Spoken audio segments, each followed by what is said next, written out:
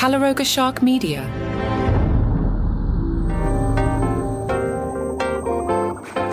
Hey there, I'm Johnny Mac with your daily comedy news. Today we'll take a look at who won and lost comedy in 2025. I decided for the weekends in January, I want to try out some different things. January tends to be quiet. I've done this in the past, especially during the pandemic. I kind of spread my wings on the weekends a little bit. And I've got some things I want to talk about. Also, one of the things I did the other day, I recorded 2.5 hours with Mike from the Letterman podcast, and I'll be chopping that up into various conversations. And we're hoping to do a lot of that this year as it goes along.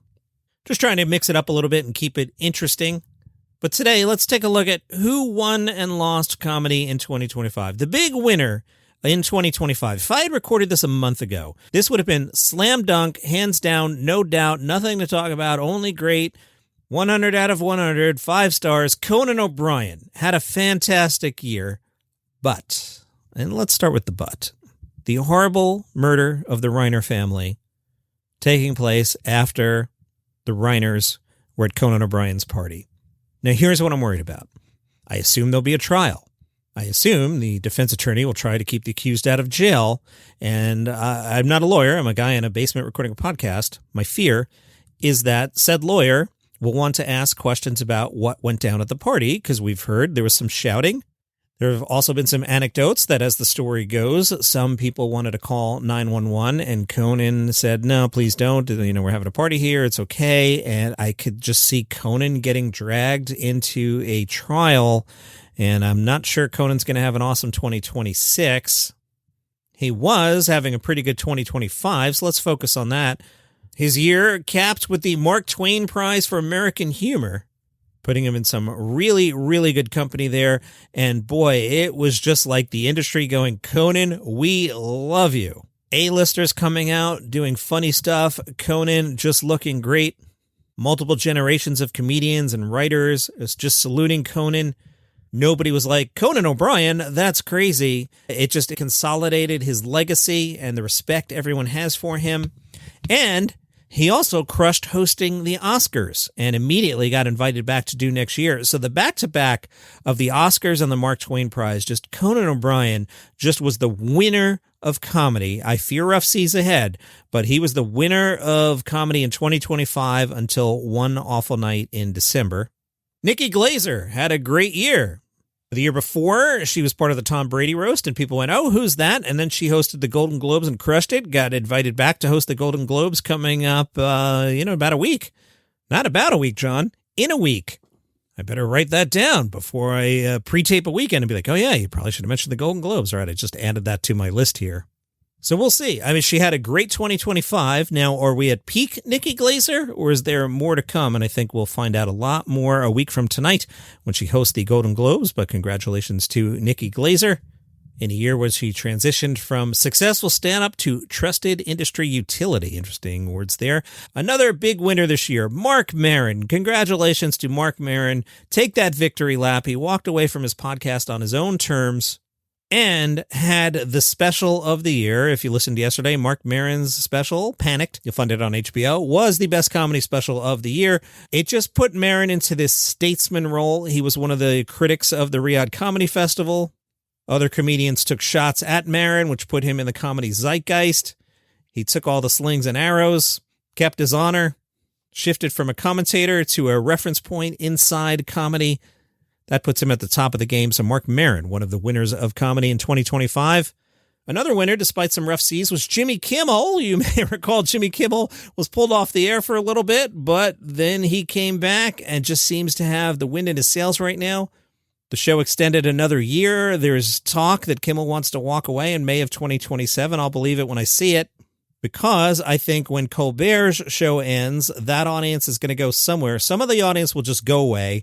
Some of the audience will just stare at whatever CBS puts on anyway, whether it's a news show or the Byron Allen thing. But some of the late night people, I think, will pick Kimmel over Fallon. So Kimmel's numbers are going to go up. And I had a conversation with Mike Chisholm about this, and I'll share it on one of the weekend episodes coming up this month. You know, Kimmel's my age, and if you're not doing that, what are you doing? The Oscars are heading to YouTube. He's not going to be the YouTube host of the Oscars. So Jimmy Kimmel, you're in your mid to late 50s. You could work another 20 years. It's nice to have money and sit on the beach, but you need something to do. What would you do? Tour? Stand up? A Netflix show? So I don't see why he would walk away. Now, might he arrange his schedule? He already doesn't work summers. Could you cut down to 3 days? Do the late period Johnny Carson thing? Someone else hosts Monday and Kimmel shows up Tuesday, Wednesday, Thursday and does, 34 weeks a year and takes the summer off and a long break at Christmas. Why not do that, Jimmy Kimmel? So I'm not sure Jimmy Kimmel's going to walk away, but he had a great year. Other winners of 2025, Adam Sandler. Despite my personal opinion, Happy Gilmore too. People seem to like it. Cashed a big check. Also, helping my argument, people have come around and realized, oh, Adam Sandler, a great dramatic actor. He was great in Jay Kelly. What a great film. You should watch it. Let's all reward Adam Sandler with an Academy Award. So he goes, hey, I'm an Academy Award-winning actor. I should do more of that and less stupid songs. So Adam Sandler had a great year. Robbie Hoffman went from Who's That to everybody's talking about Robbie Hoffman. If you haven't watched that Netflix special, it's fantastic. Another winner of 2025, as I sat down and really thought about this, Roy Wood Jr. So just about everybody, including me, liked his comedy special a lot. Now, it's a year ago now, so it's not as fresh in your mind as, say, Chappelle, but people really like that special, and people seem to really like the CNN show. I'm not sure Have I Got News for You U.S. version has a massive cultural zeitgeist, but it seems a reliable show and it's regularly picked up in the press. And most importantly, Roy Wood Jr. bet on himself when he didn't get the Daily Show chair. He went, okay, I got to go do something else and figure something out. And he went and did something else and he figured it out. So good on you, Roy Wood Jr. You're one of the winners of 2025. And another winner this year. Now, I'm not sure he won the year, but he might win 2026, is friend of the show, Gianmarco Soresi, three-time guest. His special really resonated. Critics are noticing. Mainstream press is noticing. And I think Gianmarco is going to have a really big 2026. And good for him because he's fantastic. Those are your winners. We'll come back and we'll talk about the losers of 2025. All right, Johnny Mac, so who lost comedy in 2025? I feel very strongly about this. The big loser in comedy in 2025, the comedian who lost the year, is Bill Burr. Bill Burr, you lost the narrative. Let me remind everybody, a year ago, early in the year, he was doing a lot of media appearances, and he was getting criticized for his tone. He was defensive in a lot of interviews. It just wasn't a good look. Some people are down on Monday morning podcast that it's low energy, and he's just talking about sports. Maybe that was always true. And then he played the Riyadh Comedy Festival, and his defense of playing the Riyadh Comedy Festival didn't wash with anybody. Pete Davidson, for all my problems with Pete Davidson, at least I can respect Pete Davidson going, they paid me a lot of money. I can at least respect that because it's honest. But Burr came away like, yeah, they've got an Applebee's over there. And we're all like, yeah, can you just admit that they paid you well? Like, stop. Burr kind of changed his persona this year. He's letting go of the young, angry Bill Burr. And we've now got the, trying to avoid a loaded word here, but we've got the more thoughtful Bill Burr. And then if you point that out, he gets very defensive about it, and it just all spirals down into, maybe Bill Burr and his audience are heading in two different directions, and that's fine, but I'm not sure Bill Burr had a good 2025. In fact, he's the big loser of 2025 when it comes to comedy. Now, after I made my list, I saw this on crack.com, their headline, this comedian had humor's worst heel turn in 2025. Now, I saw this after I made my list, and if you listen back to previous episodes, I've been kind of dropping, not even hints, but breadcrumbs about how I felt about Burr's year.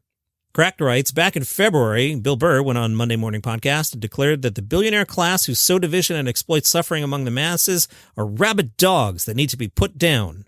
But that was before he talked to their booker. Wow. If this was a boxing match, we're 14 seconds in and Keegan Kelly and Crack.com just hit Bill Burr in the chin unblocked. What a shot, and a good one.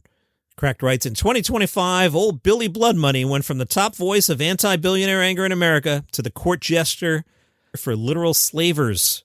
Considering how Burr reveled in the aftermath of the violent death of United Healthcare CEO Brian Thompson, shouting his support for the accused shooter Luigi on every talk show and podcast that would have him, Burr's fan base was by far the most inflamed of any Riyadh comic upon returning to the U.S., and of course, Burr's imprudent handling of the criticism didn't help his relationship with his listeners. Even now, months later, The Monday morning podcast fandom is still in open revolt against the host. Every new episode immediately faces a barrage of dislikes and negative comments. Just under one video that they shared, one of the top comments reads, "You're just not funny anymore. Selling out to murderers just seems to interfere with my laughter." Bill Burr, the big loser of 2025. Some other losers. Pete Davidson, not just for Riyadh. I think Pete had a bad year. Did a couple movies. Not sure anybody cared about them. He's out there sort of touring, takes breaks, seems like he's okay. Then he seems like he's not okay. Seems like he's all over the place. So the net of that, and again, he's open about his mental health challenges, and I hope he finds himself in a good place. But from an industry standpoint, when you're making a project, you look back at him walking away from Bupkis, so you're not going to hand him a show because you'll be afraid that he's going to just walk away from it. You hire Kevin Hart because you know Kevin Hart likes to work and is going to show up for work. Kevin Hart has made it clear he's going to show up for work. But with Pete, you walk away once and all the other stuff that surrounds you, it's just, if you're making a project, let's just pick somebody else. So I think Pete Davidson's one of the losers of 2025. The other big loser of 2025, now the man's not a loser, but he is one of the comedy losers of 2025, Stephen Colbert. And I mean, it's crazy, right? Hey, my job is to host late night and I have the #1 show and I've kept the Late Show franchise going for a decade and everything's great. Well, CBS disagrees. So we can all love Stephen Colbert and he does a great job and he's a good guy and I think he should run for president, but you lost the show, maybe through no fault of your own. Hey, I've been fired for no fault of my own, but that makes for a lousy year. And Stephen Colbert, one of the losers in comedy in 2025. He might be one of the winners in 2026, much like we saw all the love for Conan in 25. We probably will, as Colbert takes this, not victory lap, but final lap. I think we'll see a lot of outpouring of love for Stephen Colbert, so he's probably primed for a great year. But just as I analyze 2025, he's one of the losers. And that is your comedy news for today. All right, tomorrow's Monday, 3 a.m., normal episode. Then at noon, episode 1 of Comedy Survivor. I think I scheduled the Facebook post for 7 a.m. Eastern is when voting opens. So look for the Comedy Survivor logo and then go in there and vote on Comedy Survivor. And I'll see you tomorrow, twice.